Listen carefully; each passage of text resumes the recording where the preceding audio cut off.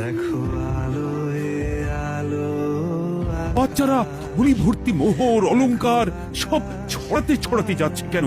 আর গোপালের হাত দুটোই বা ঘাট থেকে বেরিয়ে দুদিকে ঝুলছে কেন? মহারাজ, আর একটা ব্যাপার কি আপনি লক্ষ্য করেছেন?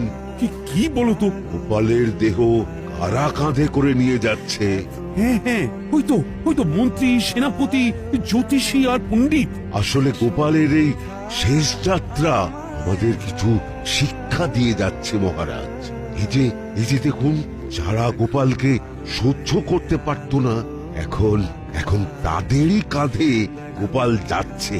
তার মানে শেষ পর্যন্ত কেউই কারোর শত্রু থাকে না, সবাই মান অভিমান ভুলে কাঁধে কাঁধ মিলিয়ে পার করে দেয়। তাই তো, এই দৃশ্য তো সেই কথাই বলছে।